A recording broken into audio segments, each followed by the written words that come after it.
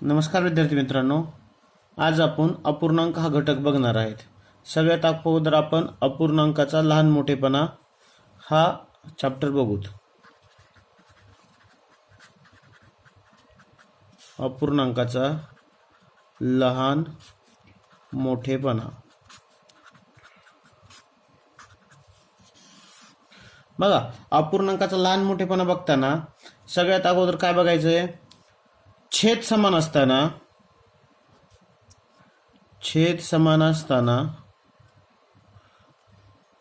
ज्याचा अंश मोठा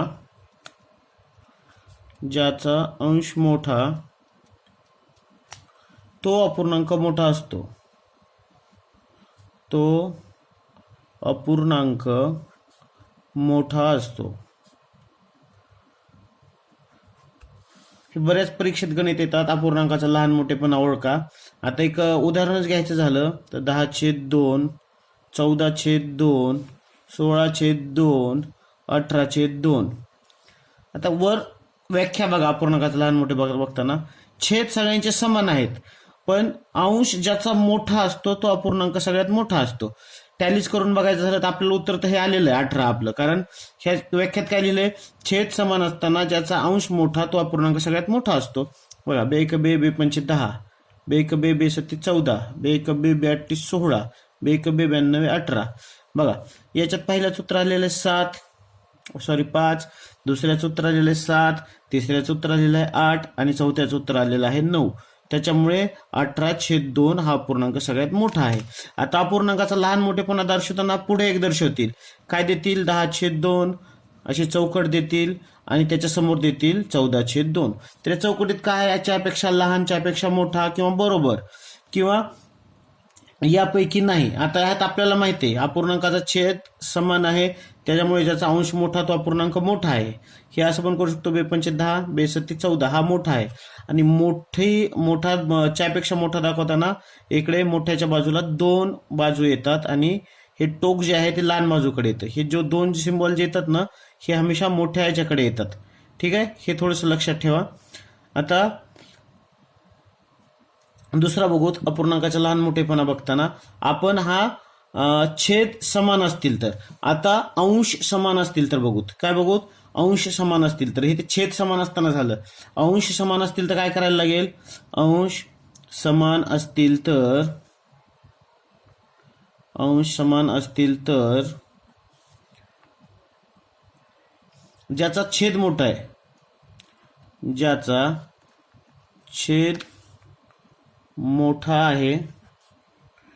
ज्याचा छेद मोठा आहे तो अपूर्णांक सगळ्यात लहान असतो.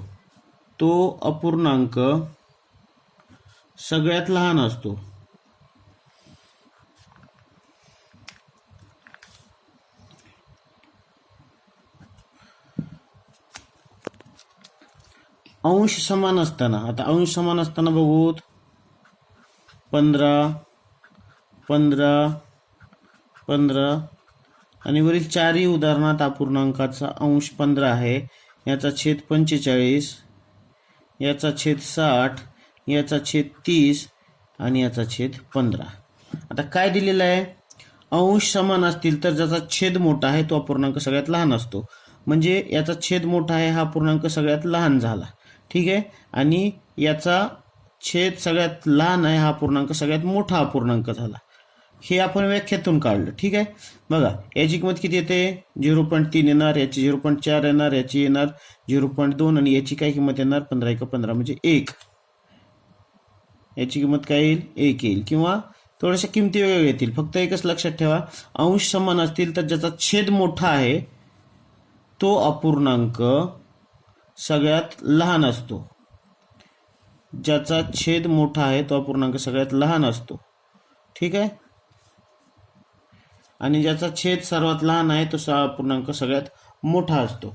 आता याच्या समोर बघा, अपूर्णांकाची बेरीज वजाबाकी ते नंतर बघूत. पूर्णांकयुक्त अपूर्णांकाची बेरीज काय दिलेले? पूर्णांकयुक्त अपूर्णांकाची बेरीज. पूर्णांकयुक्त अपूर्णांकाची बेरीज याच्यामध्ये आपल्याला दिलेलं आहे 3/25, 3.1/25 आणि प्लस 5.2/3. आता याची बेरीज कशी करायला लागेल आपल्याला? 25×3 = 75 प्लस 176. पहिल्यांदा अंश अधिक हे करून घ्यायचं, याचं अंशामध्ये आणि छेदामध्ये रूपांतर करून घ्यायचं पूर्णांक संख्येचं. 25×3 = 75 प्लस 176 प्लस 3×5 = 15, 15×2 = 17, 17/3 येईल. आता बघा, अपूर्णांकाची बेरीज किंवा वजाबाकी करताना एक बेसिक कन्सेप्ट आहे, त्याचा छेद समान पाहिजे. आता त्याचा छेद जर समान करायचा असेल तर याला 25 ने गुणावं लागेल, याला 25 ने गुणायचं आणि याला पण याला 3 ने गुणावं लागेल आणि याला गुणावं लागेल 25 ने. ठीक आहे, 25×3 = 75. आता 76 × 3 किती येईल? 76 × 3 7×3 = 18, 8 हातच्या आला 1, 7×3 = 21 आणि 1 22, तर 228 प्लस 17ला 25 ने गुणलं तर किती येईल? 25 7 250 हातच्या आले 17, 25 × 1 = 25 आणि 17 42, 425. आता 425 प्लस 228, 8 आणि 5 13, 3 हातच्या आला 1 5 आणि 6, 653/75. हे आपलं उत्तर येईल अंश पूर्णांक युक्त अपूर्णांकाची बेरीज करताना. आता याच्यासमोर नेक्स्ट बघूत आपण अपूर्णांकाचे प्रकार: अंशाधिक अपूर्णांक, छेदाधिक अपूर्णांक, पूर्णांकयुक्त अपूर्णांक. बघा, अपूर्णांकाचे 3 प्रकार पडतात: अंशाधिक अपूर्णांक, छेदाधिक अपूर्णांक व पूर्णांकयुक्त अपूर्णांक. त्याच्यामध्ये पहिला बघूत आपण अंशाधिक अपूर्णांक.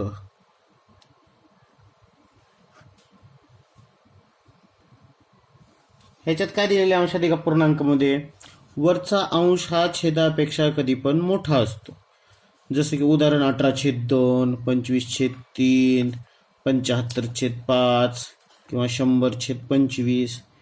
हा अंश अंशाधिक अपूर्णांकांमध्ये मोठा असतो. दुसरं छेदाधिक अपूर्णांक.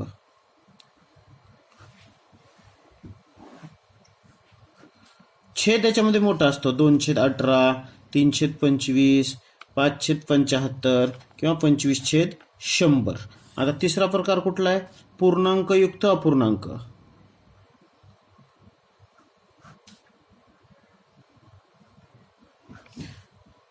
तीन 3.1/2, 3.1/2, 4.4/10, 25.1/2 हे पूर्णांकयुक्त अपूर्णांकाचे प्रकार आहेत. आता यानंतर आपण अपूर्णांकाची बेरीज आणि वजाबाकी बघूत. अपूर्णांकाची बेरीज आणि वजाबाकी.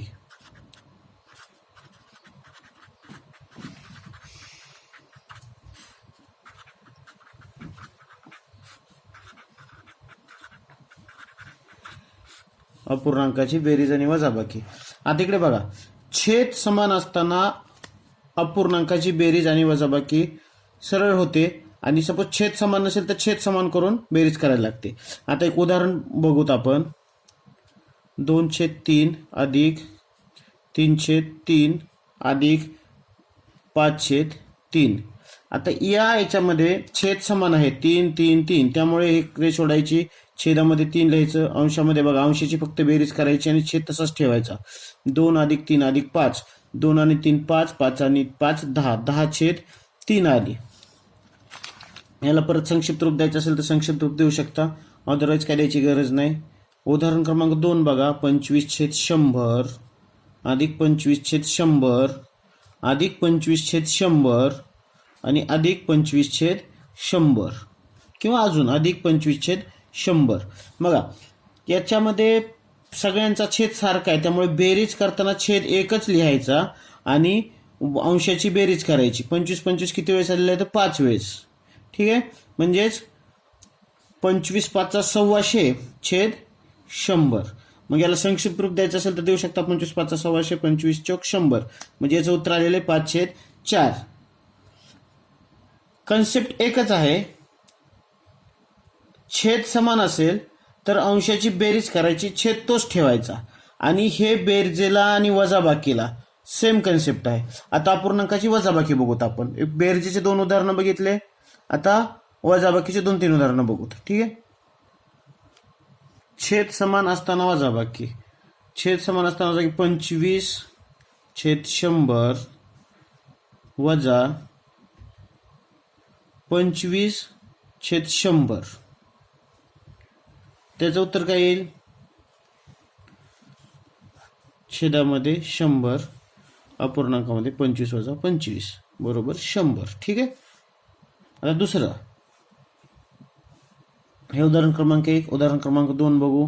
100/25 वजा 10/25 वजा 10/25. आता हे थोडंसं ट्रिकी गणित आहे. इथे वजा वजा अधिक होतं आणि पण चिन्ह वजाच राहतं. 100/25 इथे वजा वजा अधिक झालं पण चिन्ह वजा बाकीच राहिलं. 10 आणि 10 20/25. ठीक आहे. त्याच्यामुळे पुन्हा 100 वजा 20 जशास तसा राहतो 80/25. किंवा तिसरं उदाहरण बघा. 80/3 वजा 20/3. आता हे गणित सोडवायचं कसं? तर छेद 3 लिहायचा, वरती 80 आणि 20. ठीक आहे. मग 80 मधून 20 गेले तर 60 राहिले. 60 भागिले 3, 3 1 3, 3 2 6 0. ह्याचं उत्तर किती आलं? 20 आलं. सोपं आहे. छेद समान असताना अंशाची बेरीज किंवा वजाबाकी करायची आणि संक्षिप्त रूप द्यायचं. आता आपण याच्यासमोर छेद समान नसलेली गणितं बघू, ज्याची की बेरीज आणि वजाबाकी कशी होते. छेद समान नाहीये. 25/3 अधिक 5/5 बरोबर किती? त्याच्यामध्ये बघा, या ठिकाणी आपल्याला बेरीज करायची आहे, परंतु याच्यामध्ये छेद समान नाहीये. याचा छेद समान करण्यासाठी यांचा हे करायला लागेल. याला याच्या अंश छेदाने गुणायचं आणि याला याच्या छेदाने गुणायचं. याला 5 ने गुणायचं, याला 3 ने गुणायचं. ठीक आहे. येते तर 15, येते तर 15. पण फक्त छेदाला गुणून जमत नाही, तर अंशाला पण गुणायला लागतं छेद समान करताना. आणि छेदाला ज्याने गुणलं त्यानेच अंशाला गुणायचं. तर 25/5 1,600 छेद 15 अधिक 5 15. ठीक आहे. तर 125 अधिक 15 छेद 15 बरोबर 140/15 आलेला आहे. छेद समान करून घ्यायचा अगोदर आणि मग हे करायचं. हे उदाहरण 1 बघितलं आपण. आता दुसरं एक उदाहरण बघू. 2/3 अधिक 3/2 बरोबर किती? आता याचा छेद आपल्याला समान करून घ्यायला लागेल. याला 2 ने गुणलं आणि याला 3 ने गुणलं तर छेद समान होऊन जाईल. पण फक्त छेदाला गुणायचं नाही तर अंशाला पण गुणायचं. गुणिले 2 गुणिले 3 बरोबर बघा 2 2 4/6 छेद 6 येणार आणि वरती 6. ठीक आहे. म्हणून 10/6. आता यावरील आपण काही गणितसह बघूत संक्षिप्त. बघा 5/9 आणि 7/3 यांची बेरीज किती? 7/3. आता या दोघांचा आपल्याला छेद समान करून घ्यायला लागेल. छेद समान करण्यासाठी 9 ला गुणिले 3 करायला लागेल आणि अधिक 3 ला गुणिले 9 करायला लागेल. ठीक आहे. त्याच्यामुळे छेदाला आपण 3 ने गुणलं म्हणून अंशाला पण 3 ने गुणायचं. 5 गुणिले 3 आणि इथे छेदाला 9 ने गुणलं म्हणून अंशाला पण 9 ने गुणायला लागेल. 7 गुणिले 9 बघा 5 15 छेद तर समान झालेला आहे 27 आणि 7 9 9 7 63. आता बघा 63 अधिक 15 5 आणि 3 8 78/27 आलेलं आहे उत्तर याचं. ठीक आहे. दुसरं बघा 5/7 7/3 आणि 7/3. तर आपल्याला छेद समान करून घ्यायचा आहे. याचा छेद आपल्याला 21 करायला लागेल कारण 7 त्रिक 21 होतं. ह्याला गुणिले 3 म्हणून याला गुणिले 3, याला गुणिले 7 म्हणून याला गुणिले 7, याला गुणिले 7, याला गुणिले 7. याचा छेद 21 होईल. बघा 5 त्रिक 15 अधिक 7 7 49 आणि अधिक 7 7 49. 49 आणि 49 98 आणि 15 किती झाले? 8 5 13 3 हातच्या आला 1 113/21 उत्तर यायचं. नेक्स्ट बघा 4/2 वजा 4/3. आता त्याचा छेद समान करण्यासाठी याला गुणाकार 3 करावा लागेल आणि यांना गुणाकार 2 करायला लागेल. छेदाला 3 ने गुणलं म्हणून अंशाला 3 ने गुणायचं, छेदाला 2 ने गुणलं म्हणून अंशाला 2 ने गुणायचं. छेद आलेला आहे 6. अंश बघा 4 त्रिकोण 12 वजा 4 2 8. 12 मधून 8 गेले, 4/6 राहिले. संक्षिप्त रूप द्यायचं असेल तर देऊन घ्या. 2 4 बेत्रिक 6 म्हणजे उत्तर आलेलं आहे 2/3. नेक्स्ट क्वेश्चन बघा 35 - 50 वजा 35/50 मायनस 15/25. या ठिकाणी छेद समान करून घ्यायचा आहे. 25 याला गुणिले 25 गुणिले 50 करायचं नाही, कारण 25 50 एकाच पाड्यात आहेत म्हणून छेद याचा 50 येईल. वरची संख्या जशी तशी येईल. याला गुणिले 2 केलं म्हणून छेद 50 आला होता, म्हणून याला पण गुणिले 2 करायला लागेल. तर वजा 15 2 30.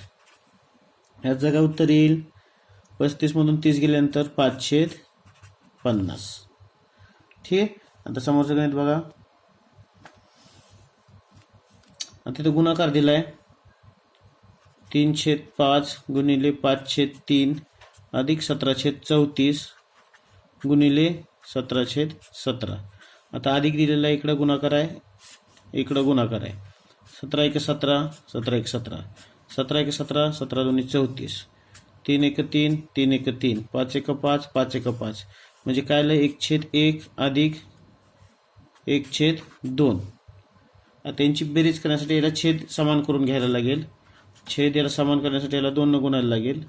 अंशाला 2 2 अधिक 1. ठीक आहे. याचं उत्तर येईल 3/2. सोपे सोपे गणित असतात पूर्णांकाची, काय अवघड नाही. आता 32.1/5 आणि 32.4/5. 32 5 किती? तर 32 गुणिले 5 करून घ्या. पाडे सगळ्यांना येत असतील तर ठीक, नाही येत असतील तरी ठीक. 5 2 10 0 हातच्याला 1 5 3 15 आणि 1 16. 160 अधिक 1 161/5 अधिक 32 5 160 164/5. आता बघा याचं बरोबर 161 आणि 164ची बेरीज करून घ्या.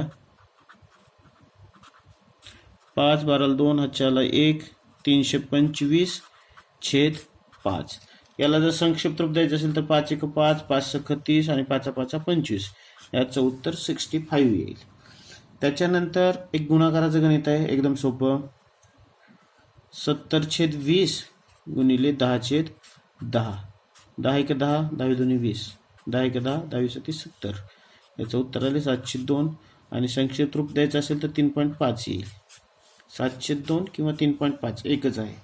ठीक आहे. नेक्स्ट गणित बघा 70/30 भागिले 70/10 गुणाकार 70/35.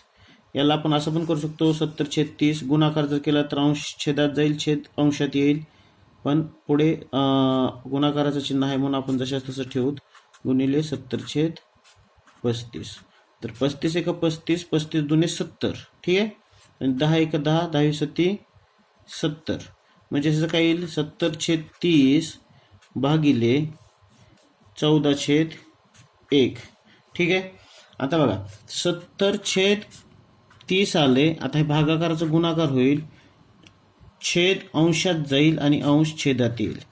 14 1 14 14 पंचे 70. 5 1 5 5/30 उत्तर आलेलं आहे. एकदम सोपं गणित आहे, काय अवघड नाही आहे. बघा एक भांडे दुधाने 2/5 भरलेलं आहे. हे दुधाचं भांड आहे, याचे 5 भाग करा. 1 2 3 4 आणि 5. 5 भाग केलेत. हे भांड दुधाने किती भरलेलं आहे? 2/5. म्हणजे 5 भागांपैकी 2 भाग भरलेले आहेत या भांड्याची. ही दुधाची किटली असं गृहीत धरा आणि दुधाच्या किटलीत 5 भाग आहेत. हे 1 2 3 4 आणि 5. तर हे 2 भाग भरलेले आहेत आणि 3 भाग रिकामे आहेत. ठीक आहे.